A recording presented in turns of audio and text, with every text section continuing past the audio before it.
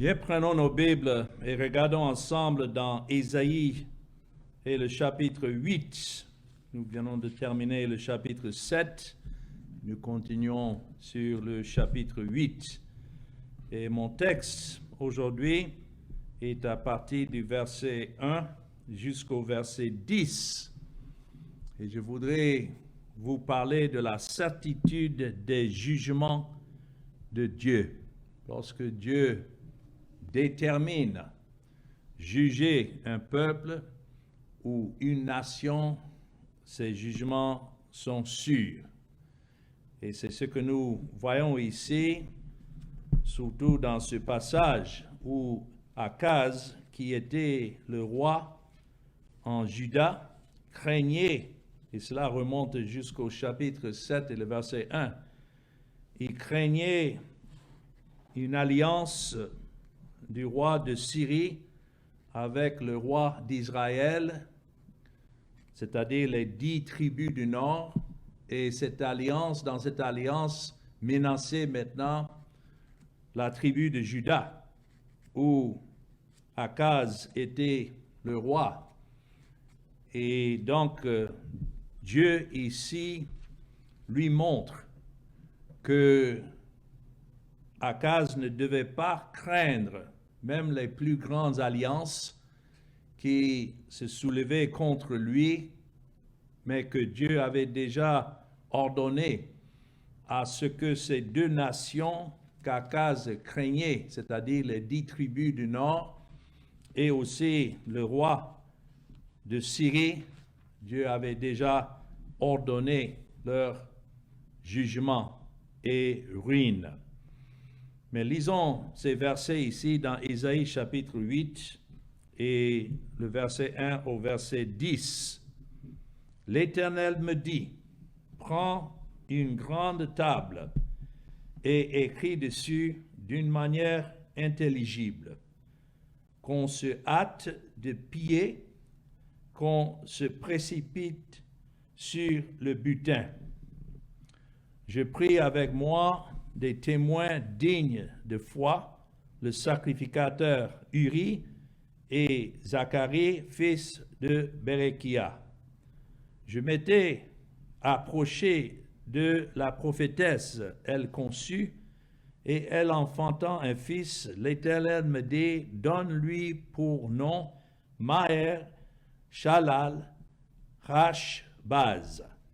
Car avant que l'enfant sache dire mon père ou bien papa, ma mère, on emportera devant le roi d'Assyrie les richesses de Damas et le butin de Samarie. L'Éternel me parla encore et me dit, parce que ce peuple a méprisé les eaux de Siloué qui coulent doucement et qu'il s'est réjoui au sujet de Rétsin et du fils de Remalia, voici le Seigneur va faire monter contre eux les puissantes et grandes eaux du fleuve, le roi d'Assyrie et toute sa gloire. Il s'élèvera partout au-dessus de son lit et il se répandra sur toutes ses rives. Il pénétrera dans Juda, il débordera et inondera, il atteindra jusqu'au cou. Le déploiement de ses ailes remplira l'étendue de ton pays, ô Emmanuel. Poussez des cris de guerre, peuple, et vous serez brisés. Prêtez l'oreille, vous tous qui habitez au lointain, préparez-vous au combat et vous serez brisés. Formez des projets et ils seront anéantis. Donnez des ordres et ils seront sans effet, car Dieu est avec nous. Et dans l'hébreu, voilà le nom Emmanuel. C'est répété, Dieu est avec nous. Donc, pour mieux comprendre ce que nous venons de lire, il faut un examen encore du contexte, une révision du contexte historique de cette partie de l'Écriture. Rappelons-nous qu'Ésaïe avait déjà commencé son ministère en Juda. Et là, dans l'année 740 avant Christ, ça nous aide à situer un peu le contexte historique ici. Et il a été suscité à la fin du long règne relativement prospéré du roi Osias dans Ésaïe 6 et le verset 1.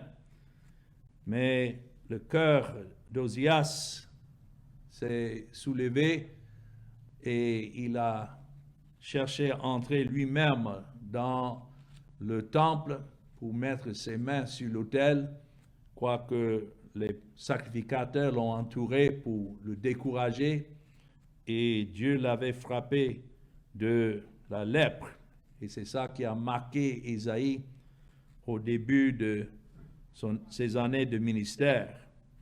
Mais quelles que soient ces années tranquilles sous le règne d'Osias, plus de 40 ans, il faut dire que les années qui devaient suivre immédiatement étaient peut-être les plus turbulentes de l'histoire de ce royaume divisé entre Juda et Israël.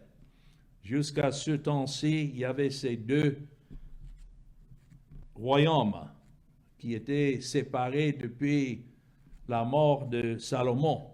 Mais le temps maintenant devait arriver où Dieu allait emmener en captivité les 10 tribus du nord et anéantir ce royaume complètement.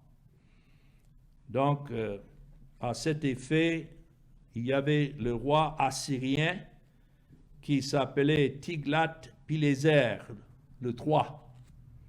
Et cela dans les années 745 à 727 avant Christ. Et c'est ainsi il était en train de conquérir une grande partie du Moyen-Orient à l'époque, pas seulement Israël, y compris les nations qui entouraient Israël et son empire. Et nous savons que c'est Dieu lui-même qui a suscité ce roi à l'époque. L'empire assyrien, en effet, s'étendait sur plus de 1500 kilomètres d'étendue. C'était 2400 kilomètres du golfe Persique jusqu'à l'Égypte profonde. Et la stratégie militaire assyrienne combinait un grand nombre de troupes et à l'époque une technologie de siège avancée. Ils étaient les experts en ce qui concerne la manière de siéger des villes avant de les prendre comme butin, mais aussi une sauvagerie choquante et une déportation massive pour terrifier et soumettre les peuples conquis. Donc voilà la situation ici, lorsque Dieu maintenant, à travers Ésaïe, donnait un message pour Akaz, que non, même avant que l'enfant d'Ésaïe, qui devait appeler, ça fait le deuxième enfant, le premier enfant était celui que nous avons vu déjà dans le chapitre 7, où l'enfant devait être nommé qu'un reste reviendra. Voilà le nom, la signification du nom du premier enfant d'Ésaïe, Shear-Shashbaz. Mais là, c'était plutôt un message de réconfort du fait que quels que soient les dégâts qui devaient se passer dans le pays, Dieu avait un reste. Et donc, le nom qu'il avait donné à son premier enfant, Ésaïe, devait signifier qu'il y a un reste que Dieu a réservé dans ses miséricordes et qui ne devait pas être complètement détruit. Cela a été nécessaire parce que Dieu avait déjà promis faire venir son Fils, qu'il appelait Emmanuel, Dieu avec nous. De cette postérité, ce reste. Donc c'était impossible que tout le peuple soit entièrement anéanti. Mais voilà, ici dans ce contexte, ici le deuxième enfant qui est mentionné dans les versets 1 à 4. Et ce deuxième enfant, comme j'ai lu dans le verset 3, que sa femme devait enfanter, devait être appelé Maher Shalal Hashbaz. Et cela signifie en fait que le butin, comme c'est écrit dans le verset 1, c'est en effet ce que Ésaïe devait écrire sur le tableau, qu'on se hâte de piller, qu'on se précipite sur le butin. Voilà la signification du nom Maher Shalal Hashbaz. C'est un nom un peu difficile à prononcer, mais c'est la signification que nous cherchons. Alors, je voudrais voir avec vous dans les versets 1 à 4 d'abord ce qui a été prédit même avant que cela n'arrive. Cela démontre que Dieu est un Dieu et le Dieu d'histoire, et c'est lui qui dirige toutes choses. Et ce qui est annoncé ici dans les versets 1 à 4, c'est l'invasion de la nation, la prochaine invasion assyrienne contre la Syrie et Israël. Voilà les deux ennemis qui sont mentionnés encore, remontant dans le chapitre 7, le verset 1.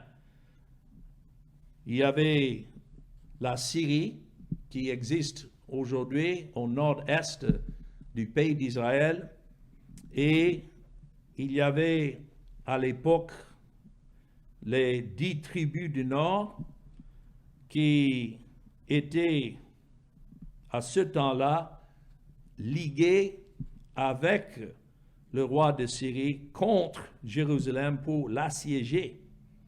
Mais vous voyez dans le verset 1, quand c'est écrit, mais il ne put l'assiéger. Quelles que soient leurs intentions, c'est la main de Dieu qui les empêchait d'accomplir ce qu'ils voulaient. Mais ce que ces deux ne savaient pas, c'est que Dieu allait susciter maintenant une puissance plus grande que ces deux alliances ensemble. Et là, c'était le roi assyrien qui aujourd'hui correspond au pays que nous connaissons comme Iran. Le pays d'Iran, ça continue aujourd'hui à menacer les nations, mais à l'époque, c'était une nation puissante. Alors Dieu est en train d'annoncer que à travers cette nation d'Assyrie, que Dieu allait complètement anéantir non seulement la nation de Syrie, mais aussi les 10 tribus du nord qui étaient dénommées à l'époque Israël.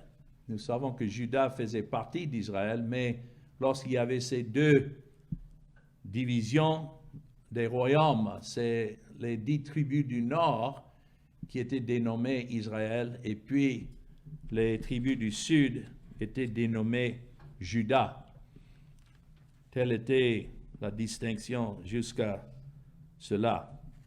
Alors, dans le verset 1 ici, quand c'est écrit « L'Éternel me dit », il faut savoir que c'est une continuation de la prophétie déjà commencée dans le chapitre 7, où Dieu avait déjà assuré Akaz, roi de Juda, qu'il ne serait pas renversé par les forces combinées de la Syrie et d'Israël.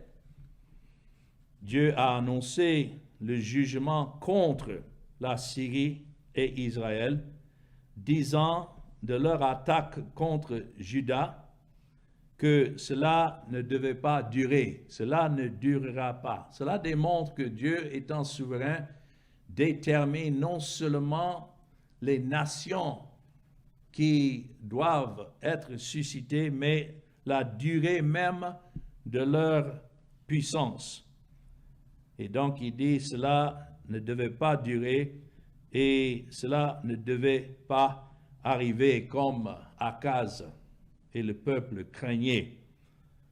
Il avait déjà dit que dans 65 ans, Éphraïm, et cela nous avons déjà vu dans le chapitre 7, que Éphraïm, qui était une tribu du nord, mais ça représentait les 10 tribus, ensemble, devait être brisé, de sorte que Éphraïm ni les 10 autres tribus ne seraient plus comme un peuple.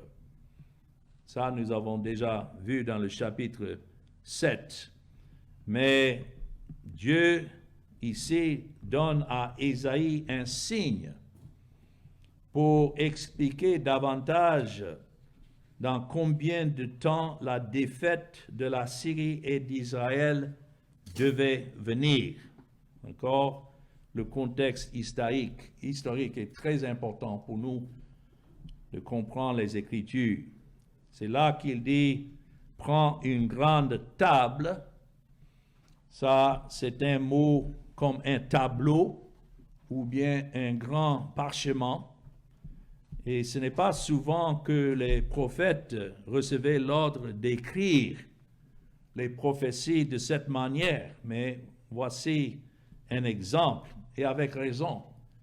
Parce que si c'était un grand tableau sur lequel Ésaïe devait écrire, en effet, le nom de son fils qui n'était pas encore né. Mais ce qu'il devait écrire, et je sais qu'ici, dans le verset 1, c'est traduit qu'on se hâte de piller, qu'on se précipite sur le butin.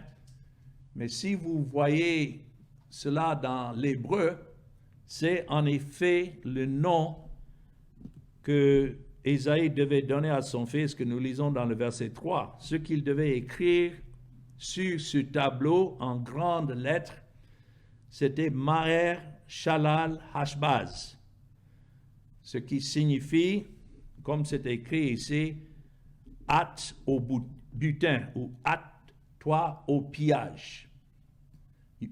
Vous pouvez imaginer que Ésaïe maintenant écrit ça sur un grand tableau, un grand parchemin, et cela maintenant est placé dans un lieu public, que ça devait attirer l'attention de ceux qui regardaient et qui lisaient.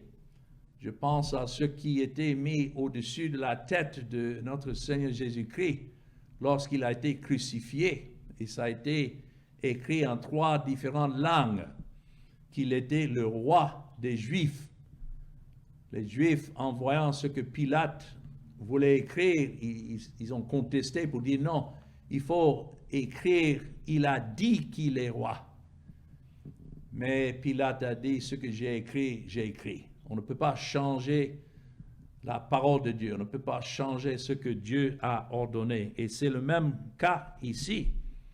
Il devait prendre et écrire dessus. C'est écrit d'une manière intelligible. Le sens est que tous ceux qui passaient devaient pouvoir lire les lettres. C'est comme des panneaux qu'on voit à côté de la route. Lorsque les véhicules passent, le panneau doit être assez grand pour que ceux qui passent, même en vitesse, puissent lire de loin.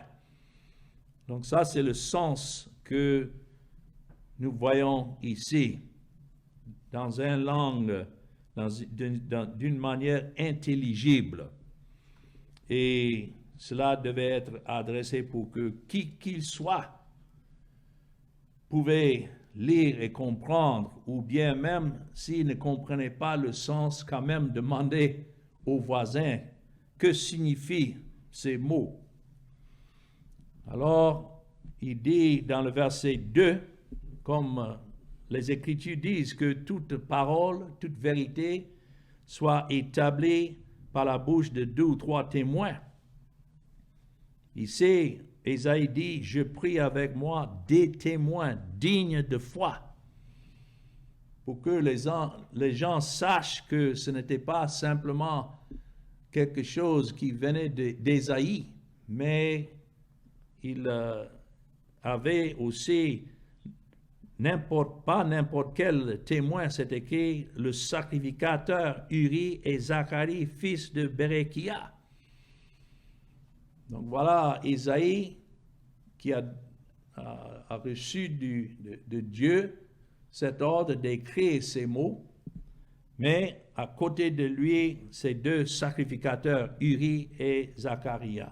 Cela est une image, si vous voulez, même du Seigneur Jésus-Christ, qui est prophète, mais en même temps sacrificateur. Et tout ce que Dieu a à dire aux hommes, il dit à travers son Fils, comme sa parole, il est la parole. Et à travers son rôle en tant que sacrificateur devant Dieu. Et donc sa parole est digne d'être reçue. Donc, dans le verset 3, c'est ainsi que Dieu précise encore que ça, ce n'est pas simplement des mots qui devaient être écrits sur ce panneau, mais la réalité de ce qui était prononcé devait se produire dans la naissance de son fils. Verset 3, je m'étais approché de la prophétesse. Ça, c'est un terme utilisé souvent dans l'Ancien Testament pour décrire la femme d'un prophète. Ce n'est pas que sa femme devait avoir le même rôle qu'Ésaïe en tant que prophète. Mais quand c'est écrit ici, je m'étais approché de la prophétesse. Il s'agit là de sa femme et s'approcher d'elle dans le sens de s'unir avec elle pour qu'elle conçoive un enfant. Et tout cela, Dieu a ordonné. C'est écrit, elle conçut et elle enfantant un fils. Cela démontre que c'est Dieu qui détermine le sexe de l'enfant, que ce soit un garçon ou bien une fille. Rien dans cela ne vient par hasard. C'est Dieu qui ordonne toutes choses. C'est écrit dans le psaume 139 que tous nos membres, les membres de nos corps, ont été déjà inscrits dans son livre bien avant que cela ne se réalise. Donc tel est le cas ici. Elle est appelée une prophétesse en tant que femme d'Ésaïe, mais dans un sens aussi littéral, puisque à travers son enfant qu'elle devait faire naître, que son nom qui lui a été donné, c'est comme si elle prophétisait, exactement comme Dieu avait ordonné.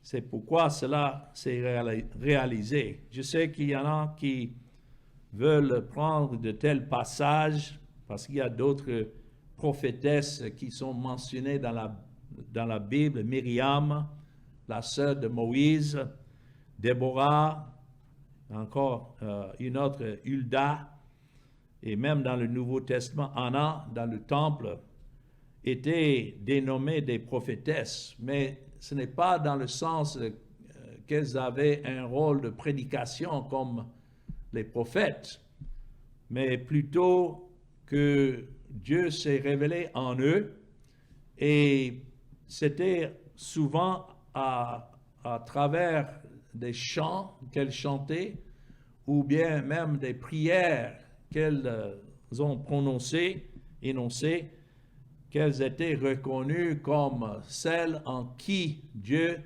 a révélé sa parole et donc de leur bouche, ils témoignaient de la gloire de Dieu en Jésus-Christ. Voilà le sens de prophétiser, c'est de prononcer la parole de Dieu. Et je sais qu'il y a beaucoup de femmes, même de nos jours, en qui Christ s'est révélé. Elle ne doit pas prendre le rôle de prédication comme un pasteur. Je sais que dans la religion, c'est ce qui se passe, mais cela est définitivement interdit qu'une femme prenne un tel rôle. Mais néanmoins, ça ne les empêche pas de témoigner de l'œuvre de Christ dans leur cœur et partout où elles vont, elles témoignent de cette grâce de Dieu. Voilà le sens de prophétiser ou bien d'être une prophétesse. Dans 1 Corinthiens chapitre 14, il y a deux passages particulièrement dans le Nouveau Testament. Et je dis cela parce qu'il y en a, comme je disais, qui aiment prendre ces passages pour dire, ah voilà, ouais, c'est écrit qu'elle était une prophétesse. Oui, mais il faut bien comprendre le contexte. Parce que dans 1 Corinthiens chapitre 14 et du verset 34 à 38, voilà ce que Paul dit, que les femmes se taisent dans les assemblées, car elle ne leur est pas permis d'y parler, mais qu'elles soient soumises selon que le dit aussi la loi. Si elles veulent s'instruire sur quelque chose, qu'elles interrogent leur mari à la maison, car il est malséant à une femme de parler dans l'église. Je ne peux pas imaginer la femme d'Ésaïe disant, ah voilà, puisque cela m'a été donné comme rôle maintenant, que j'ai maintenant le même ministère que toi, Isaïe. Non. Est-ce que chez vous, que la parole de Dieu est sortie, 1 Corinthiens 14, 36, est-ce que à vous seul qu'elle est parvenue? Si quelqu'un croit être prophète ou inspiré, qui reconnaisse que ce que je vous écris est un commandement du Seigneur. C'est pourquoi les femmes qui se disent pasteurs et prédicateurs aujourd'hui doivent se taire. Elles ne servent pas le Seigneur. D'ailleurs, elles ne connaissent même pas le Seigneur. Elles cherchent ces rôles pour attirer les regards sur elles, mais elles ne sont pas établies par Dieu. Verset 38, et si quelqu'un l'ignore, qu'il l'ignore. Ainsi donc, frères, aspirez au don de prophétie et n'empêchez pas de parler en langue, mais que tout se fasse avec bienséance et avec ordre. Quand c'est écrit aspirer au don de prophétie, c'est dans le sens de pouvoir prendre cette parole et l'annoncer à d'autres et n'empêchez pas de parler en langue. Ce n'est pas le parler en langue qu'on entend parler aujourd'hui, mais c'est plutôt que cette parole puisse être communiquée dans plusieurs langues, des véritables langues, puisque c'était Dieu qui agissait à l'époque pour que cette parole soit prêchée dans les différents lieux du monde, dans différents pays, où il fallait maintenant une maîtrise de ces langues de pouvoir communiquer cette parole. Voilà le sens que ceux que le Seigneur a envoyés, qu'ils aient cette capacité de prêcher cette parole, quelle que soit la langue, et de traduire cette parole précisément, avec précision. Donc, voilà, clairement, c'est écrit que les femmes ne devaient pas être des prédicateurs. J'ai mentionné deux passages en particulier. L'autre, c'est dans 1 Timothée chapitre 2 et le verset 11 à 15. Donc, deux fois, même si la parole mentionne une doctrine une fois, ça suffit. Mais voilà, deux fois. Ici, la parole est écrite à Timothée, verset 11, 1 Timothée 2, que la femme écoute l'instruction en silence avec une entière soumission. Voilà la place de la femme d'Ésaïe. quoiqu'elle était appelée prophétesse, mais elle avait sa place en soumission à son mari. Je ne permets pas à la femme d'enseigner, ni de prendre de l'autorité sur l'homme, mais elle doit demeurer dans le silence. Si vous voulez, la prophétie que la femme d'Ésaïe avait annoncée, c'était la naissance de cet enfant et le nom qui lui a été donné. Mais après cela, elle devait garder le silence. Il dit, car Adam a été formé le premier, Ève ensuite, verset 13, et ce n'est pas Adam qui a été séduit, c'est la femme qui, séduite, s'est rendue coupable de transgression. Elle sera néanmoins sauvée en devenant mère si elle persévère avec modestie dans la foi, dans la charité et dans la sainteté. Quand c'est écrit, elle sera néanmoins sauvée, cela veut dire délivrée de ce commandement, puisque les enfants qu'elle a maintenant, elle peut les enseigner selon la parole de Dieu, étant une femme de foi et de charité et de sainteté. Cela veut dire la sainteté de Christ imputée à son compte. Je dis que ceux qui sont des femmes sauvées par la grâce de Dieu et le sang de Jésus-Christ ont un grand rôle à jouer en tant que mères dans leur foyer, enseignant selon les instructions de la parole de Dieu, les enfants, et par là, Dieu puisse toujours faire son œuvre pour attirer ceux qui lui appartiennent. Alors, revenons dans mon texte, dans Ésaïe chapitre 8. Nous continuons dans le verset 4, où le Seigneur est en train de démontrer que la signification de ce nom de l'enfant, ce deuxième enfant d'Ésaïe, devait se passer dans l'immédiat. Cela veut dire lorsque Dieu détermine de juger une nation et il agit selon ce qu'il a ordonné, que cela doit arriver exactement comme Dieu l'a précisé.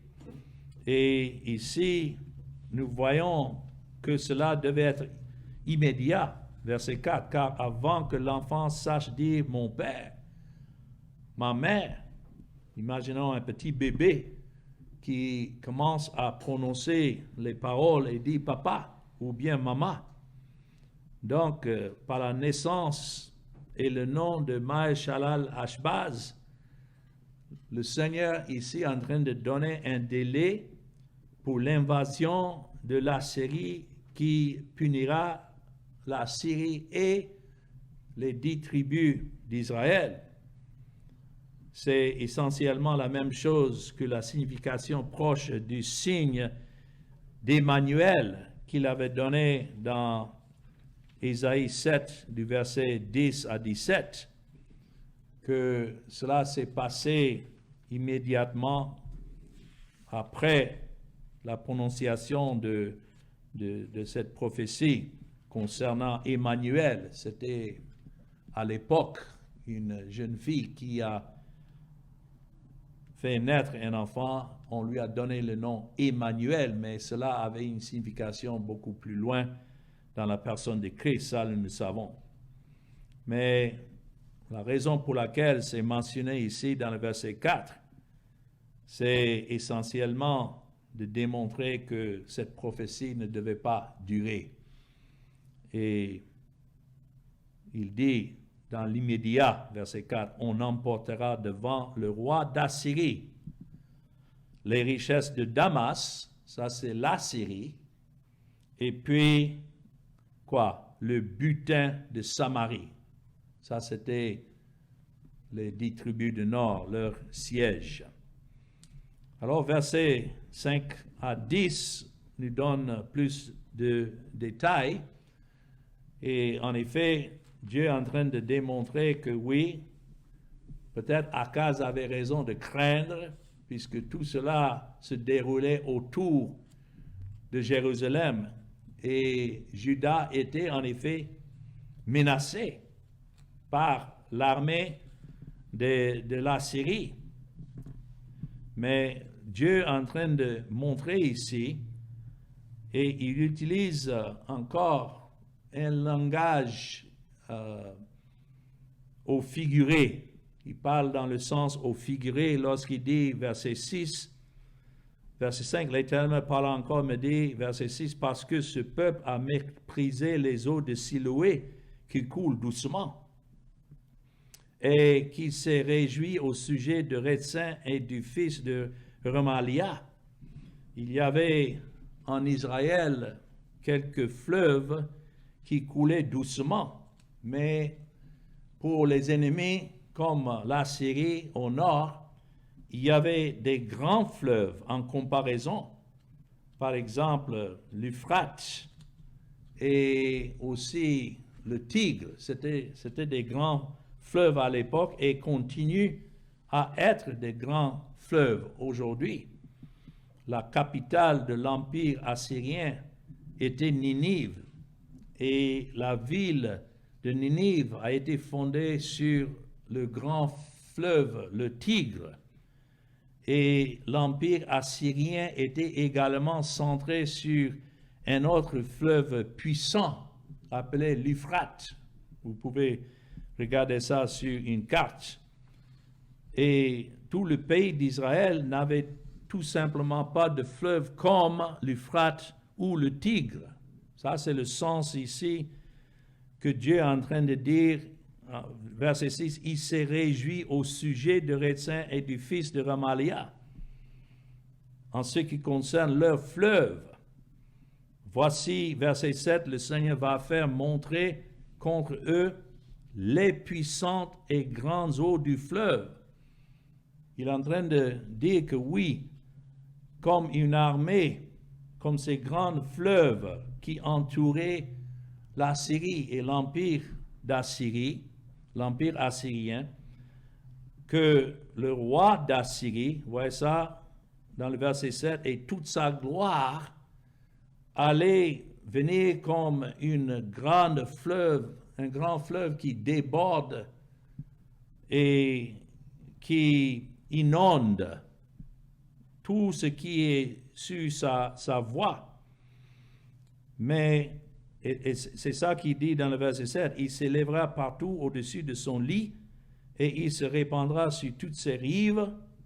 Il pénétrera dans Juda. » Donc imaginons Akaz, le roi de Juda, et les menaces du roi de Syrie, qui était au nord-est d'Israël, et puis le roi d'Israël assiégé en Samarie, et maintenant d'avoir annoncé qu'il y a encore une armée plus grande, la Syrie, que Dieu allait susciter pour venir conquérir non seulement les 10 tribus du nord, parce qu'à partir de ce moment, les 10 tribus du nord, comme une nation, ne devaient plus exister.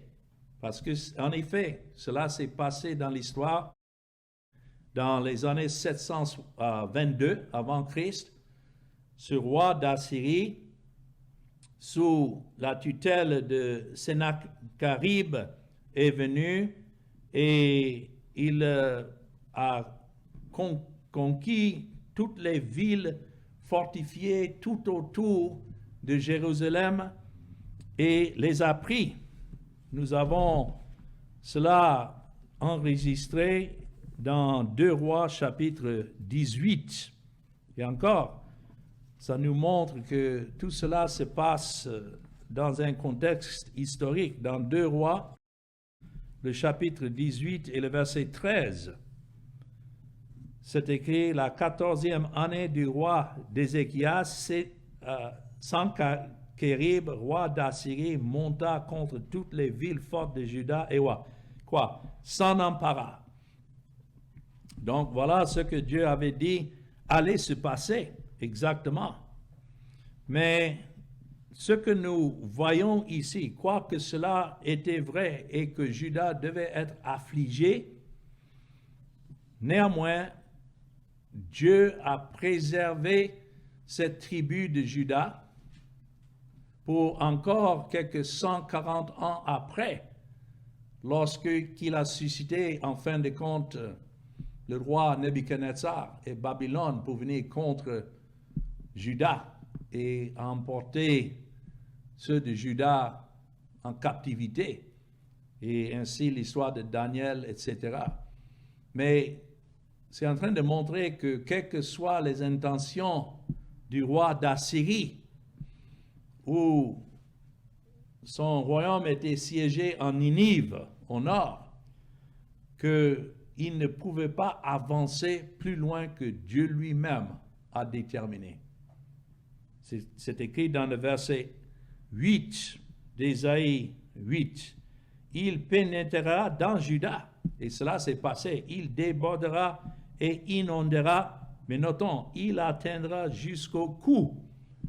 Si vous tombez dans l'eau, mais la tête peut rester hors de l'eau, même si l'eau arrive jusqu'au cou, ça ne peut pas vous tuer. Et c'est ainsi que Dieu dit, il atteindra jusqu'au cou.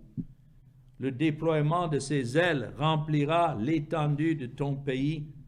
Notons, ô Emmanuel. Le sens là est Dieu avec nous. Il est en train de montrer que quelles que soient les intentions, les stratégies de l'ennemi, oui, bien sûr, Dieu utilise ses moyens pour accomplir ce qu'il ordonne, mais l'homme ne peut pas aller plus loin que ce que Dieu lui-même ordonne. Et c'est un rappel ici quand il dit « Il remplira l'étendue de ton pays, ô Emmanuel ». C'est de nous rappeler que ce pays appartenait à nul autre que Dieu lui-même. Et c'était pour la gloire de son fils Emmanuel, qui devait venir des années plus tard, quelques 720 ans plus tard, que Dieu allait préserver le pays pour que soit accompli tout ce qui était promis et prophétisé concernant Christ. C'est pourquoi il dit, poussez des cris de guerre, verset 9, peuple, et vous serez brisés.